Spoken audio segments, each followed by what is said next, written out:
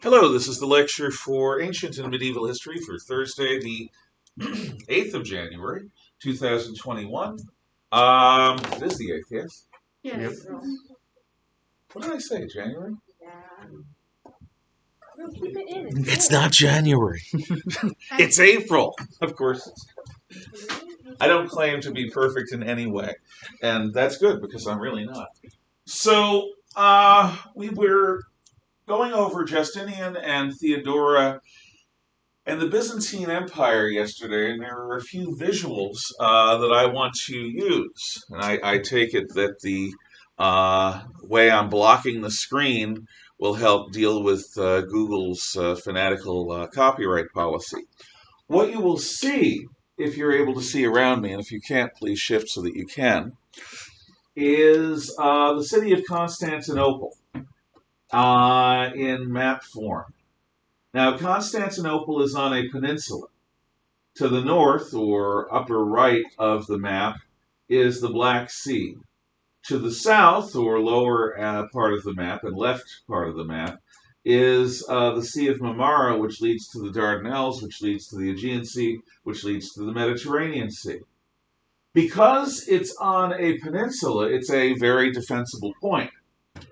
The only way to it is either by ship or on land. The seaward portions of this city, as I think you can see if you look closely. Would you shut off the right light switch, please? Makes it easier to see the screen. Thanks, Emma. Wait, is this where Istanbul would be now? Yeah, this is the city of Istanbul today. Exactly. What you should be able to see is a seawall. I will try to make this a little larger, but I'm giving proper credit to the place by showing you it in context. Okay. So, let's see. It's still a blurry maze. YouTube. Okay. So here is a seawall. And this is a fortified harbor, one of several that are built. Here's another fortified harbor. So if you try, here's another fortified harbor, and another. So if you try approaching Byzantium, Constantinople, or Istanbul from the sea, especially in these days, it is protected by a really tall, really thick wall. And it has naval forces that are in harbors that you can't get to from ships with their level of technology. Now, the landward side is protected not by one, but by a series of walls and ditches and canals or moats, all designed to keep enemies out. And they do so quite successfully until 1453, when heavy cannons are used to blow holes in the walls. That's going to, cannons sort of change things. They kind of do. So these walls keep out pretty much everyone. Unfortunately, and here's the Hippodrome. See how big it is? That's huge. And here's the Hagia Sophia. It's huge. Huge. So, Constantinople is quite different from Rome in that it was handpicked by the Emperor Constantine to be the imperial capital. And therefore, he could, like adopting someone, like Hadrian adopting Antoninus Pius, Lucius Verus, and Marcus Aurelius, you're not just taking what nature gives you randomly. You're not just taking the city of Rome. It's raining! Here, it's raining right now. It may not be where you are, where you're watching this video. I'm in a weird mood, so forgive me. But it rains there too. They have water sources. No, the point is, you're picking a spot that is designed to be an imperial capital, rather than just growing up in the spot that happened to become the imperial capital. So Constantinople is much easier to defend than Rome. It is much more well built for defense. And Constantine also builds it. He builds it with room to expand. There are also a series of inner walls and barriers which help protect the city too. So, again, fairly impregnable, unless you get attacked from the inside of your walls, which does happen during the Crusades. Shh, I'll spoil it if I tell you more, but I will tell you later.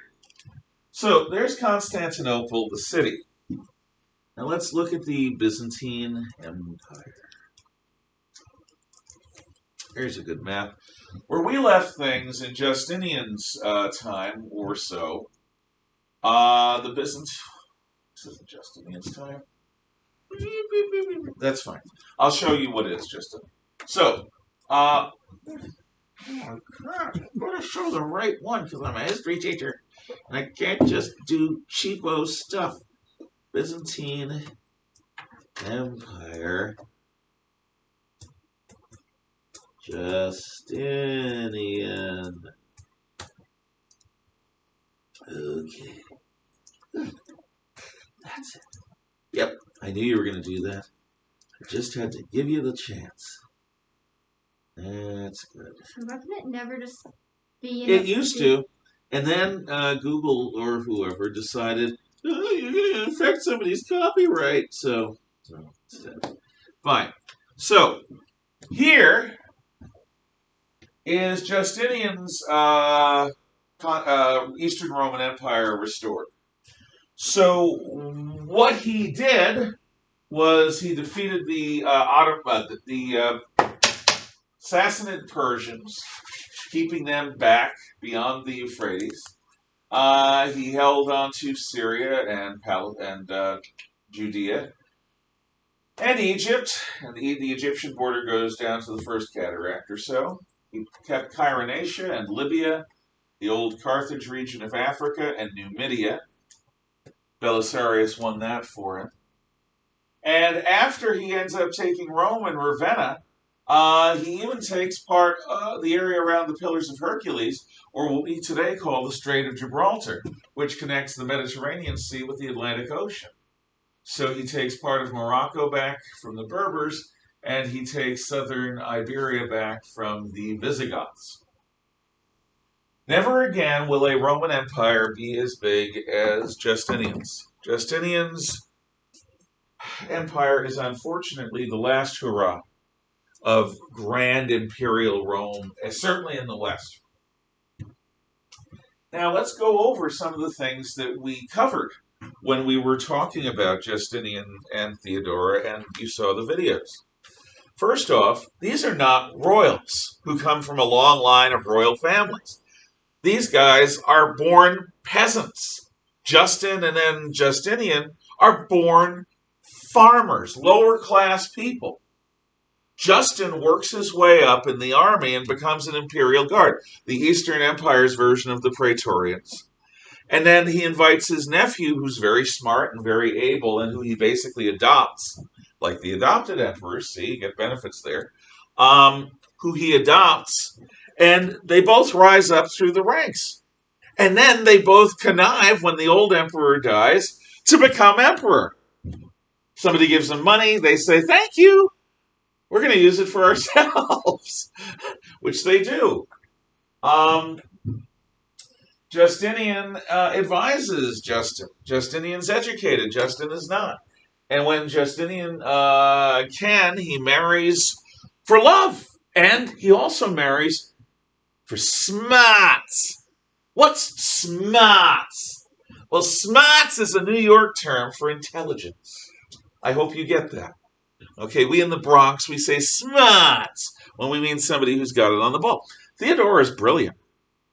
And like a good actress and a good prostitute, Theodora is capable of manipulating everyone around her.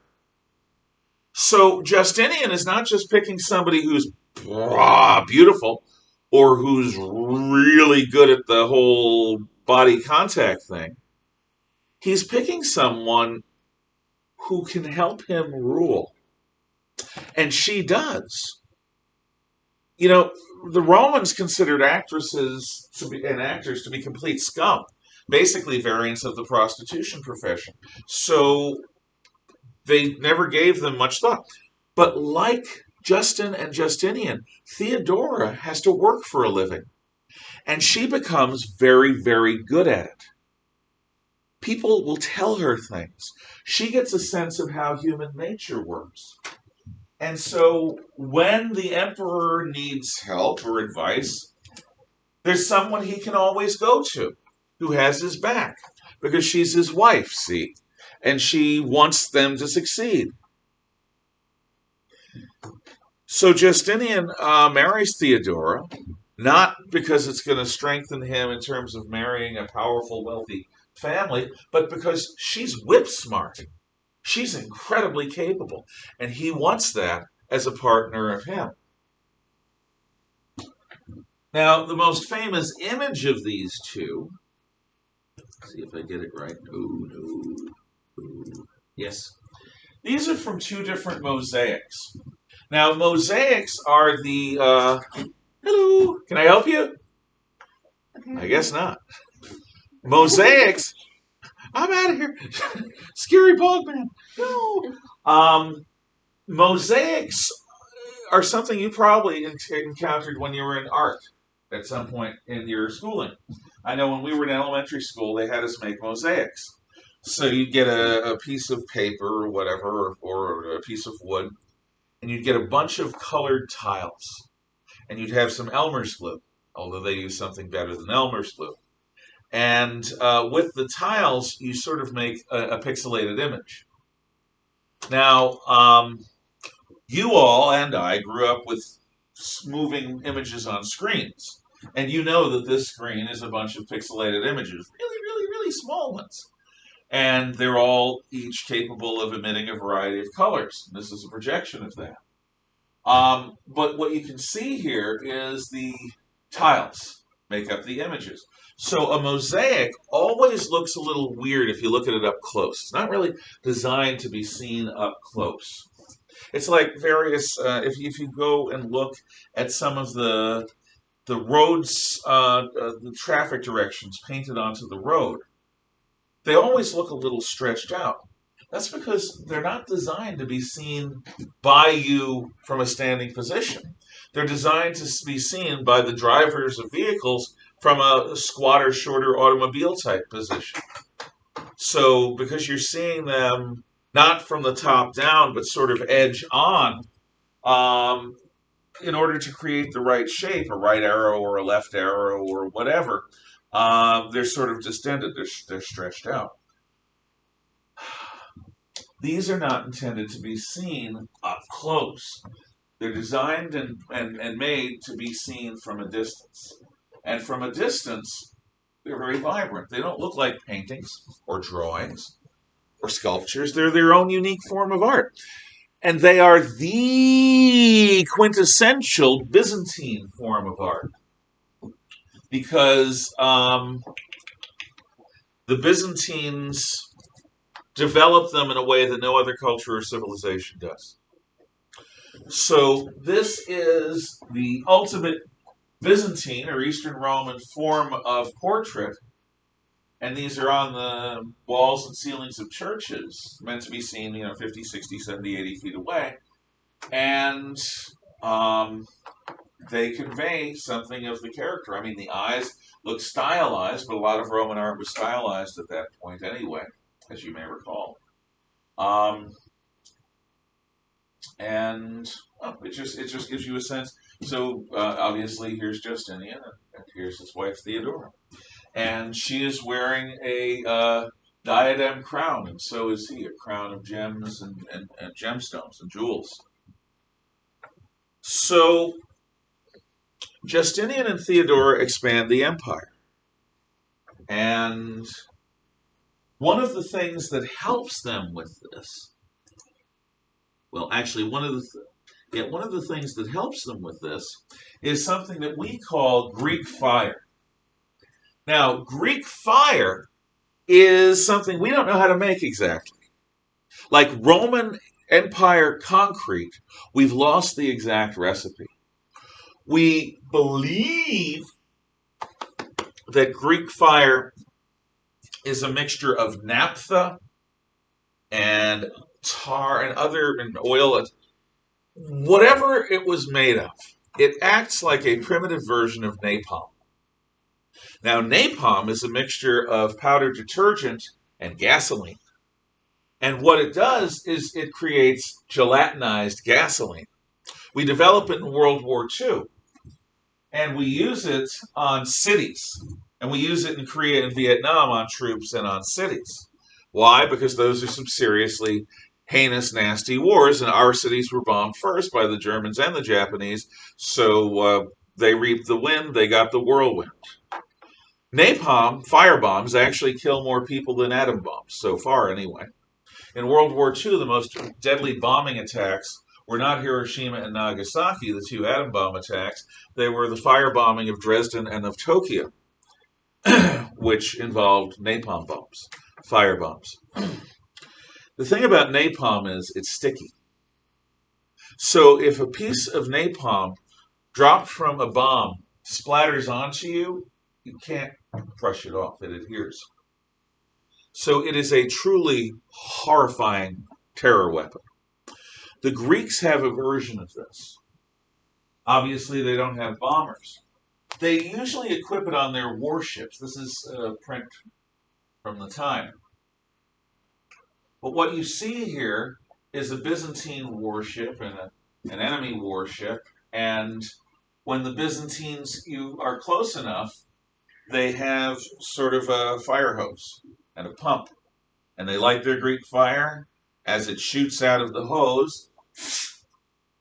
And now you have burning, sticky, burning stuff on your ship, on your men, on your oars, on your weapons.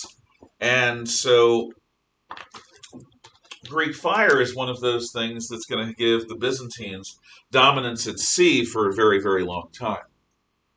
This was lost with the fall of Constantinople in 1453. Now, aside from building the giant empire, what does Justinian Theodora do in terms of architecture? Again, I do hope you can see it. If you can't, I hope you'll move. This is the Hagia Sophia today. The words Hagia and Sophia mean holy and wisdom. So the cathedral of the Hagia Sophia is the cathedral of holy wisdom, the church of holy wisdom. Now, after 1453, was converted by the Islamic conquerors, the Ottoman Turks, into a mosque, which it is to this day. So if you go to Istanbul, formerly Constantinople, you will see this giant mosque that used to be a Christian cathedral. There is a crescent atop it rather than a cross. And they built these minarets. And the minarets are things that we will talk about when we talk about Islam in a little while. But if you recall from the beginning of the year, minarets are towers where the prayer singers come and call people to prayer. So these were added on by the Turks, these little towers. But this dome and this central structure, now it may not look like much because you don't have much of a scale. This is somewhat in the distance. And the minarets make it even seem shorter and squatter than it is. But let's look inside. The cathedral or the church of the Hagia Sophia inside. So there you have people, human beings, sort of like you and me. And these people are walking around on the floor of what is now a mosque. That's what all of these Arabic symbols are. And they've taken down or covered up a lot of the Christian art. But they couldn't do it to the architecture. So look, the floor has a series of vaults to each side that are separated from the main floor by pillared columns that have arches between them. This is a late Roman Empire thing. They loved having pillars, and then instead of just having a flat area above like the Greeks did, they have these arches between the pillars. But look at how big this space is. This is done during the Dark Ages. In Byzantium, where there isn't really a Dark Age, but it's still Dark Age Europe. Now let's look up, and up, and up. And what you see are more arches. Now, arches, as I probably have told you, are not easy to make. If you look at that door to this classroom, it is a post and lintel door, which means it's rectangular shaped. Atop the door is a lintel. The sides of the door are called posts. And the idea is that the posts will hold up a solid strake of metal, the lintel, or of wood in many cases, or of stone. And the lintel is a solid piece of stone. If you have good stone or good wood or good metal or whatever you're making it out of, post and lintel door is very reliable. But an arch requires an engineer who knows what the heck he's doing. Because what you're doing is you're trying to build into empty space using pie-shaped pieces of stone. And if you don't get the right stone, one of the stones failing is enough to bring the entire thing down. Everything has to be perfectly matched so that all of the stones are falling in at the same time. And by falling in at the same time, they're going to create a round support structure that's very, very strong if the engineer knows what he's doing. So arches are more ambitious than posts and lintels. And everything here is arched. Even the windows are arched. But you've got these big arches here on each side of the vault. And you've got this big arch here over the altar section. And then you've got these little arches behind the altars. And then you've got this dome, which isn't even the biggest dome. Now, what's a dome? A dome is a three-dimensional arch. Arch, arch, arch, arch, arch, arch, arch, arch, arch, arch, arch, arch, arch, arch, arch, arch, arch, arch, arch. Arch, I could do it like this. Arch, arch, arch, arch, arch, arch, arch, arch, arch. In 360 degrees, you've got arches that make a dome. If you thought making an arch is difficult, making a dome, wow. Maybe when you were a little kid, you tried to make blocks, stand in free air. It's not an easy thing to do. Unless you have Legos, which snap together, which they don't use. They don't use stones that snap together. So this is an amazing architectural get it? Architecture? That's not an accident. Architecture, making of arches. So here we have a series of arches over the altar to either side that support, what's this? This is the Great Dome. So way down here on the floor, you got 2 stories up to this line here. Then you've got a 3rd story or so. Then you've got a 4th story, a 5th story, a 6th story, and then you're 6 levels up, like a 6-story building, and then you've got the base of the big arch on top. But that's not all, because look at these holes in the side of the arch, at the base of the arch, and they go all the way around. And these holes in these arches, these holes in the dome, and these holes in the dome. There are holes, it's a holy set of domes. They're holy domes. Are they trying to make a cheap joke? Yes, we have holy domes. It's a church, don't you know?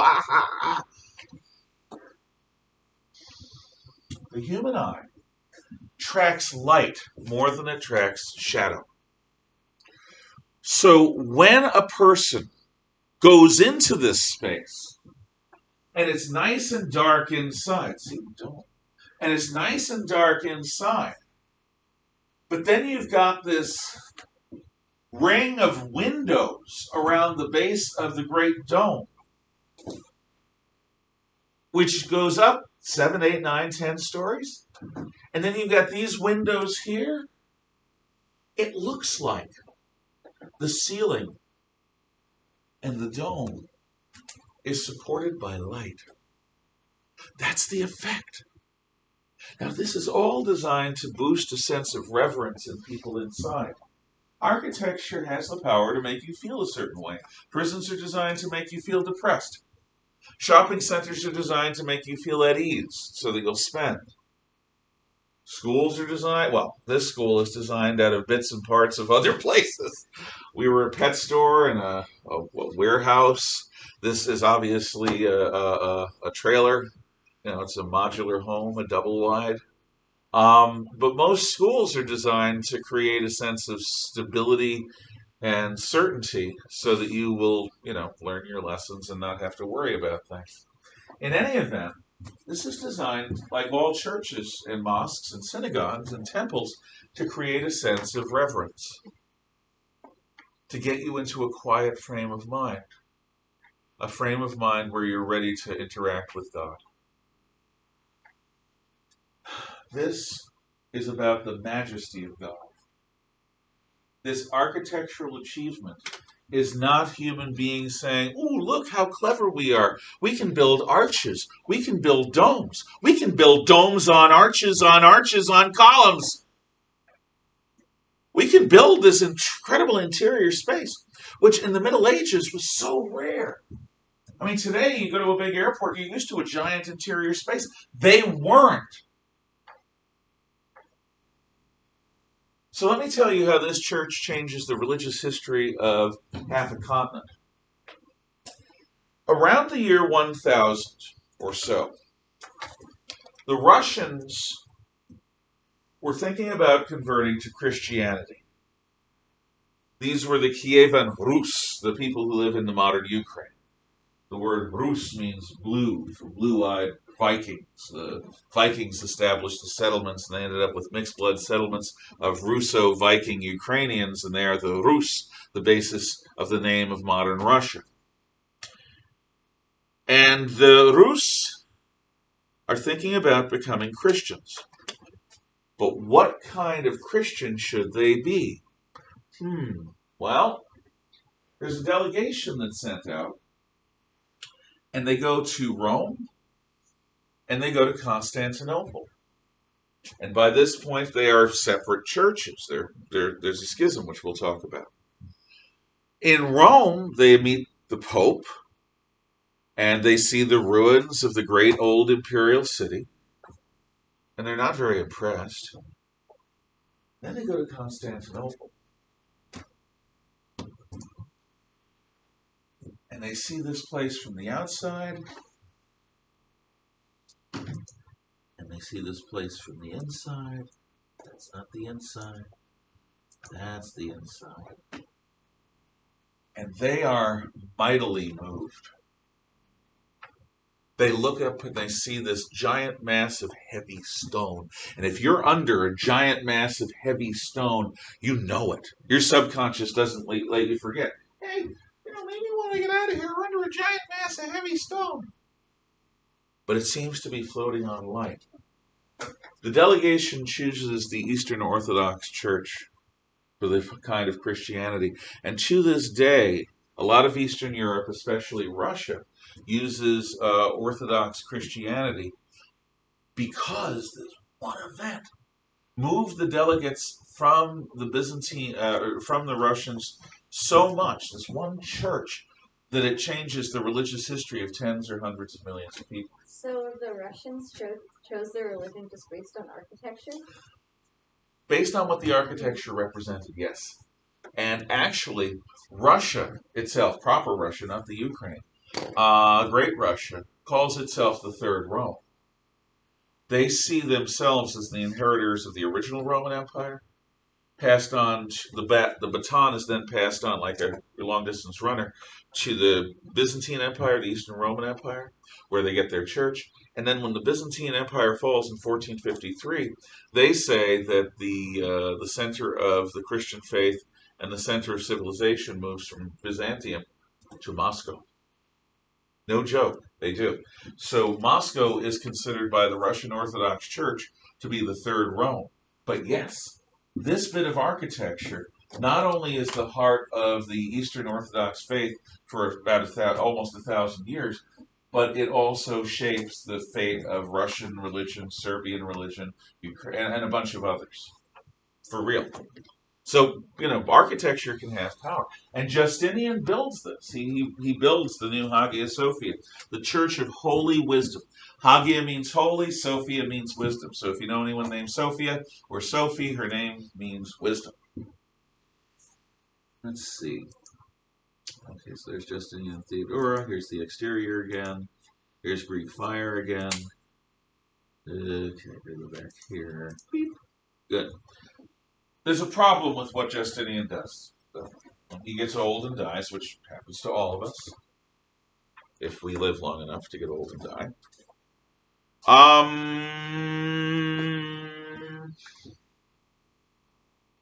Byzantine Empire spent everything it possibly could, money-wise, manpower-wise, energy and effort-wise, resource-wise, to get this land under a brilliant emperor with brilliant generals. They are not going to be able to hold it. And there are some who argue that Justinian dooms a bunch of people with this ambition. Instead of a relatively stable group of barbarians ruling Italy, the Ostrogoths, what happens is eventually a new group of barbarians comes in that hasn't yet been Christianized. These guys are called the Lombards, from the word Longobard, which is longbeards. So the Lombards come south of the Alps, and they end up fighting the Byzantines and kicking them out of a lot of Italy, especially in North Italy. The Ostrogoths liked the Romans. They respected the Romans. They were Christians like the Romans. The Lombards have contempt for all you sissy boys. So what they do is they turn churches into stables. They wantonly murder priests and nuns. They are out of their way vicious, because what they want to do is demonstrate that this is a corrupt civilization and they are virile, manly men. And the way they're going to do that is by destroying. The only reason we don't call vandalism Lombardism is because the Vandals got there first. But the Lombards do a lot of that too. Now, would the Lombards have been able to invade Italy if Justinian hadn't done it first? Probably not. So instead of having Lombard Italy and a bunch of chaos that happens as a result of that, the Byzantine conquest gets rid of a reasonably stable Ostrogothic kingdom that was friendly to civilization, even if it wasn't civilized, and friendly to Rome, even if it wasn't Roman. But what else happens as a result of this is in the generations after Justinian, there's a thing to save. It's fun. The empire shrinks. And they lose a lot of land. In fact, part of that is because the Byzantines simply do not have the oomph to hold on to Justinian's conquest. Another part of that is the rise of Islam in Arabia. And as you may remember, and as I will remind you when we do Islam, when the Arabs come fighting their way out of the Hagias, they take over the Persian Empire in less time than it took Alexander to take it over. And then they start their conquests in the Christian world. And the Muslims take over Armenia, which was Christian, and Syria, which was Christian, and Judea, which was Christian, and Egypt, which was Christian. And they drive on beyond this point. This is a temporary map. And they take over Cyrenaica, and Libya, and Africa, and Numidia, and Morocco, which were all Christians. And then they end up going across the Straits of Gibraltar, and they take over Visigothic Spain, which was Christian. And they march into France, north of where this map is. So the Byzantine Empire loses all of its territory outside of the heartland. It's going to lose even the islands, ultimately, to varieties of enemies. Now, could the Byzantine Empire have held out better than it did? Maybe, maybe not. I am not convinced that if they had not done anything under Justinian, that the Byzantines would have been more able to resist the Arabs. I still think they would have been conquered. But why does the conquest stop here? Because this is the line of a geographical feature known as the Taurus Mountains. And the Taurus Mountains are very hard to cross. They're a natural frontier barrier. The Byzantines don't have to build a wall there because their nature built a wall there. And that natural wall is the Taurus Mountains. And the only good way through the Taurus Mountains is right here, a place called the Kilikian Gates. And they hold these gates for hundreds and hundreds and hundreds of years. So now, I don't believe I skipped it, but I did. Before I go on, I've got to rewind. Back to the time after Justinian and before the Arab conquests. Sorry about that. Over here is the Persian Empire. We know that. The Sasanian or the Sassanid Persian Empire. Well,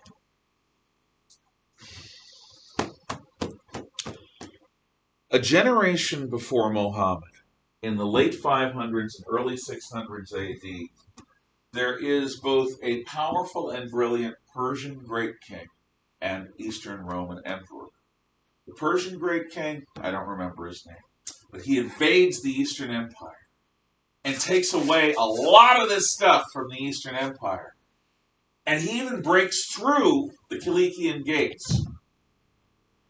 The Eastern Roman Emperor Heraclius is presented with a massive defeat very early in his reign.